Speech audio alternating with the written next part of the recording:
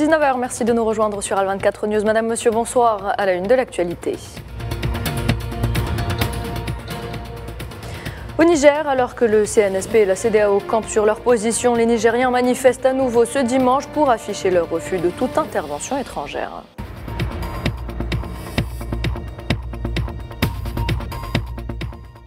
Après avoir été désigné par le roi d'Espagne pour former un gouvernement, le leader du Parti populaire, Alberto Núñez Feijóo, ambitionne de devenir le Premier ministre du pays.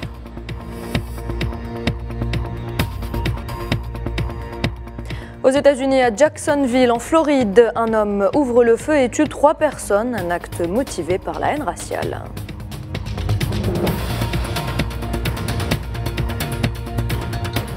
Et de la Formule 1 dans ce journal, Max Verstappen remporte le Grand Prix des Pays-Bas, 9e victoire consécutive pour le Néerlandais qui rejoint Sébastien Vettel au classement.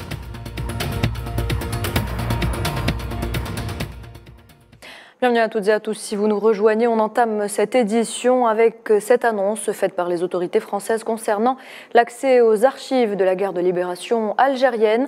Un arrêté paru au journal officiel a ainsi autorisé la consultation des dossiers impliquant des mineurs, un geste que réclamaient depuis longtemps historiens, chercheurs, mais surtout les familles des victimes.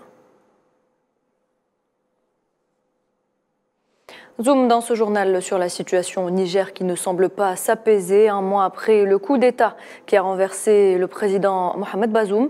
Alors que le CNSP et la CEDEAO campent sur leur position, les Nigériens manifestent à nouveau ce dimanche pour afficher leur refus de toute intervention étrangère. Les détails à Malamaziane Zetouni.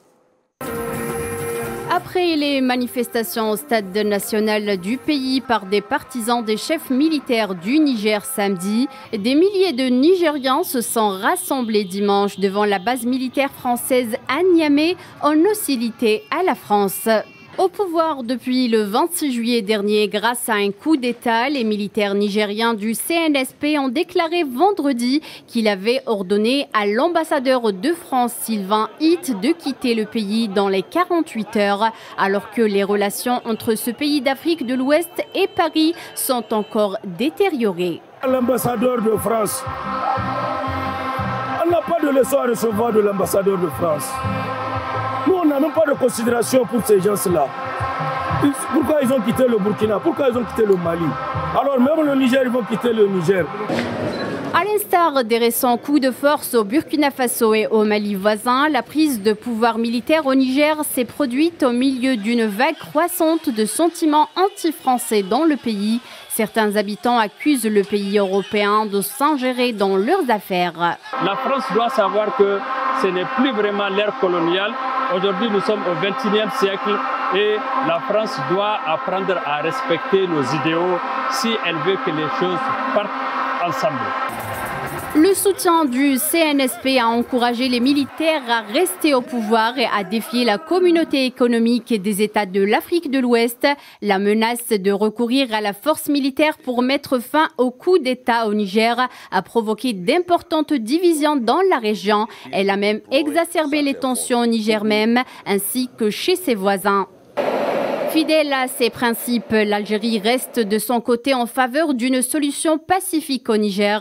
Son approche a été rappelée lors des différentes escales effectuées au Nigeria, au Bénin ainsi qu'au Ghana par le ministre des Affaires étrangères et de la communauté nationale à l'étranger, Ahmed Daataf, afin de restaurer l'ordre constitutionnel dans ce pays en crise et préserver sa sécurité et sa stabilité ainsi que celle de la région.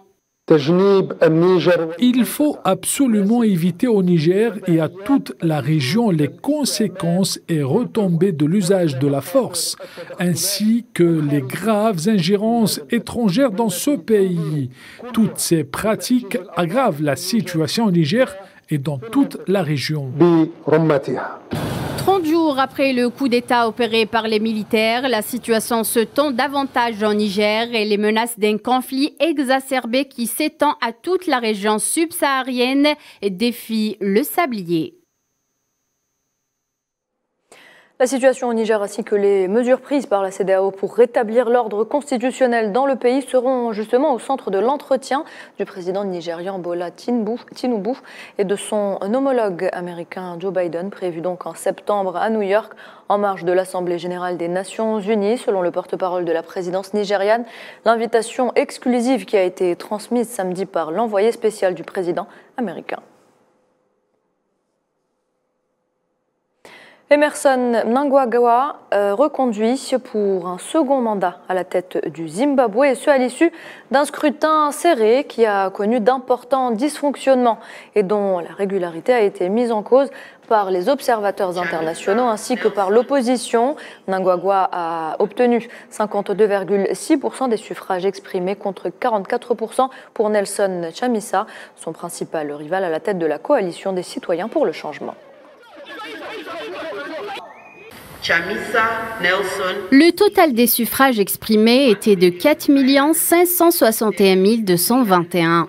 Le total des suffrages valides exprimés était de 4 468 668.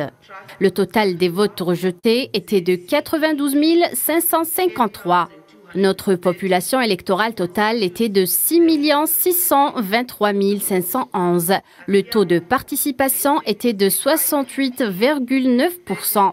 Maintenant, par conséquent, moi, Priscilla Makanyara Chigumba de la commission électorale, au terme de l'article 110, paragraphe 3, déclare par la présente que Mnangagwa Emerson Dambudzo du parti ZANU-PF a reçu 2 350 711 voix sur 4 468 730 suffrages valables exprimés, soit plus de la moitié du nombre de suffrages valides exprimés à l'élection présidentielle.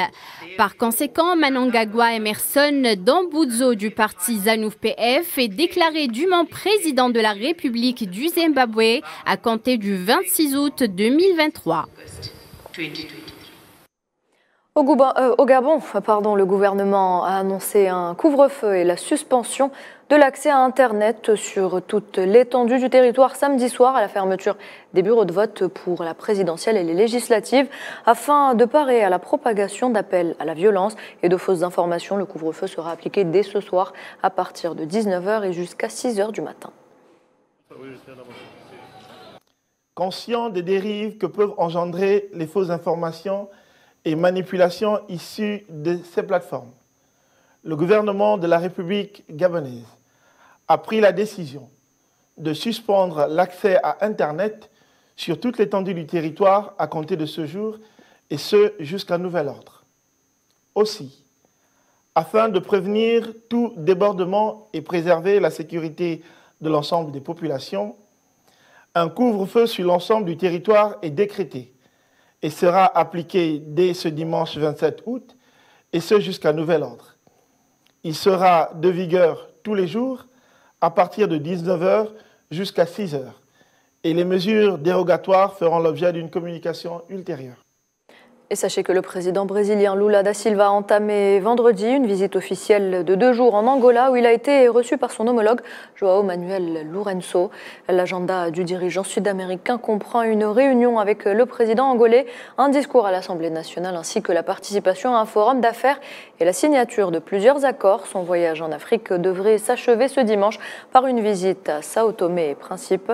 Il s'agit de la 3e visite officielle du président Lula en Angola et de la première depuis son 3e mandat.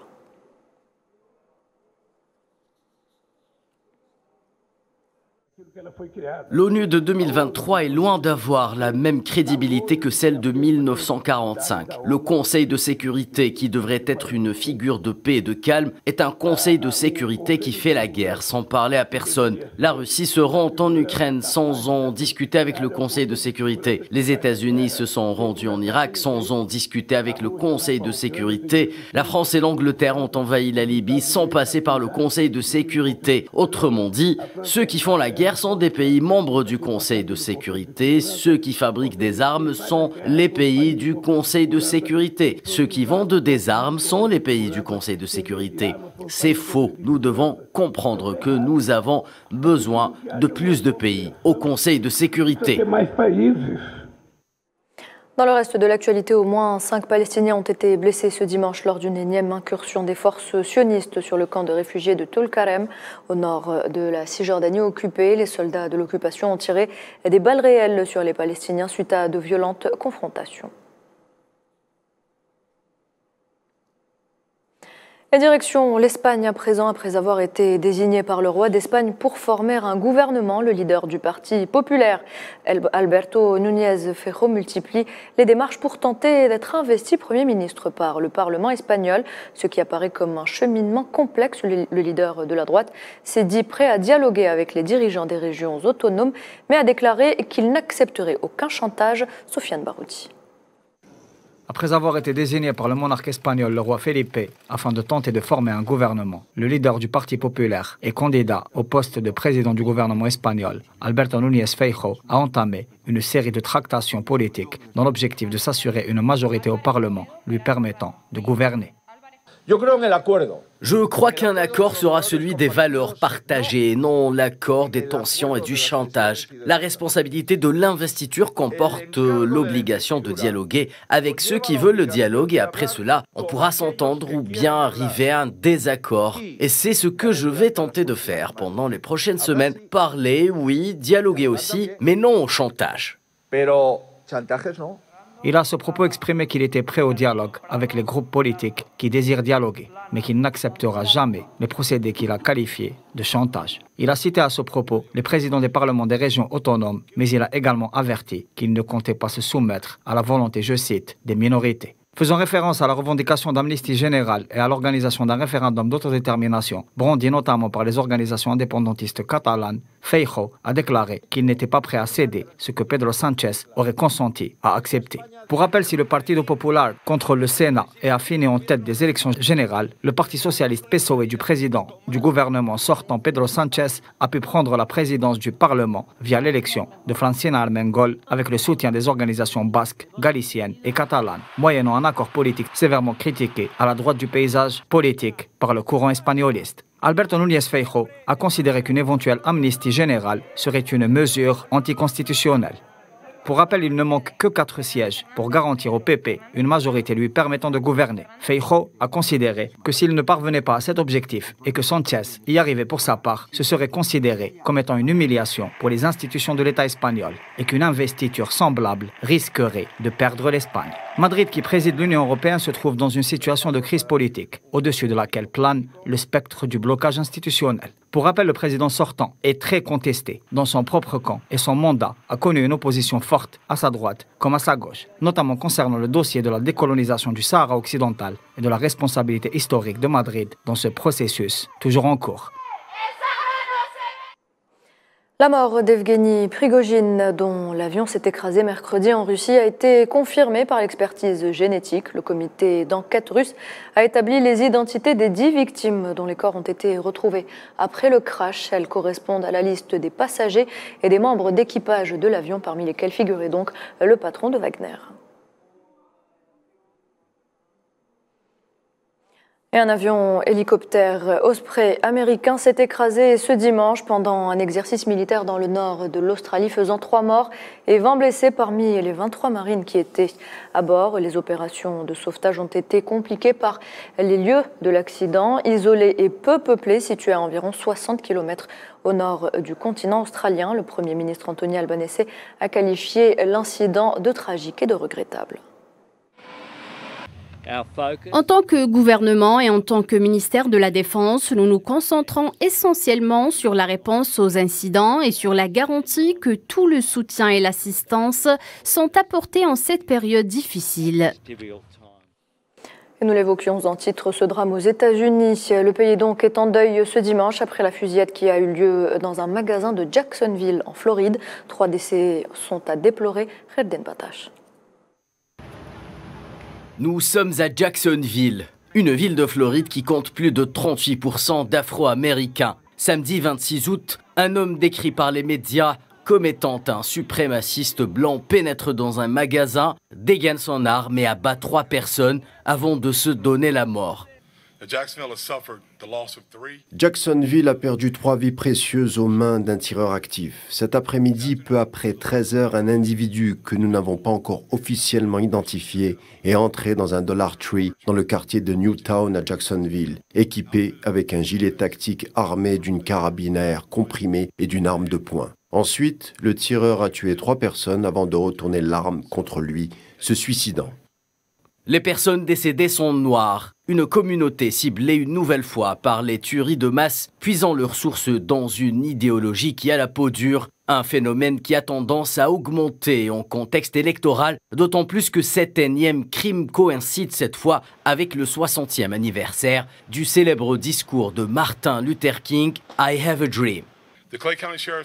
Le bureau du shérif du comté de Clay, qui a aidé notre agence dans l'enquête, a reçu des informations après la fusillade selon lesquelles le tireur avait rédigé plusieurs manifestes, un destiné à ses parents, un destiné aux médias et un destiné aux agents fédéraux. Des parties de ces manifestes sont détaillées. L'idéologie de haine dégoûtante du tireur. Enfin, mis en place, cette fusillade était à caractère raciste et il détestait les Noirs.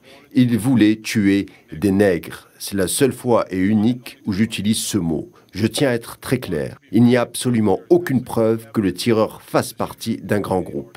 L'Amérique dans son image la plus sombre, c'est le 2e amendement de la Constitution qui l'institue, la liberté de détenir une arme d'une part et les vestiges d'un racisme anti-noir qui hante les villes de l'oncle Sam.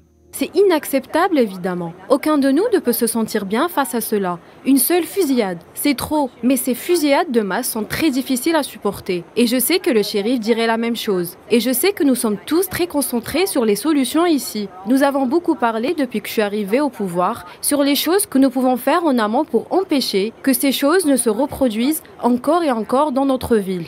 Plus de 3 ans après l'assassinat de George Floyd par des policiers, 647 tueries de ce genre ont eu lieu aux États-Unis en 2022 selon l'ONG Gun Violence Archive. Beaucoup d'entre elles ont ciblé des membres de la communauté noire. La pluie a rythmé le Grand Prix de Formule 1 des Pays-Bas. Malgré tout, à domicile, Max Verstappen a décroché une 9e victoire consécutive. Cette saison, il égalise Sébastien Vettel. Pierre Gasly a également réalisé un gros coup en montant sur le podium de cette course. Salah Faisal nous en parle. Après une trêve estivale, la Formule 1 est de retour. Le Grand Prix des Pays-Bas a été palpitant et plein de rebondissements. Verstappen est inarrêtable, intraitable et implacable. Le double champion du monde a résisté à la pluie et aux conditions climatiques qui ont chamboulé la course. Les gouttes de pluie avant le départ se sont transformées en averses, ce qui a provoqué des actions dramatiques. Mais Verstappen en pole position à la grille de départ a battu tout cela afin de remporter sa 3e victoire consécutive à la maison au circuit de Zandvoort. Le Néerlandais a célébré sa 9e victoire consécutive cette saison et égalé le record de série de victoires de Sébastien Vettel qui est aujourd'hui à la retraite et qu'il a réalisé en 2013 également avec Red Bull. La course n'a pas été simple, 2 drapeaux rouges à la 65e et 72e tour, des tours sous régime de safety car, dérapage de voitures, sortie de piste et puis le mur et l'abandon. Cela a rendu vraiment les choses plus amusantes. Je veux dire, c'était définitivement une course après cela, parce que j'ai vu que l'écart était d'environ 13 secondes ou quelque chose comme ça. Mais malheureusement, quelques tours, il était tombé à 3 secondes.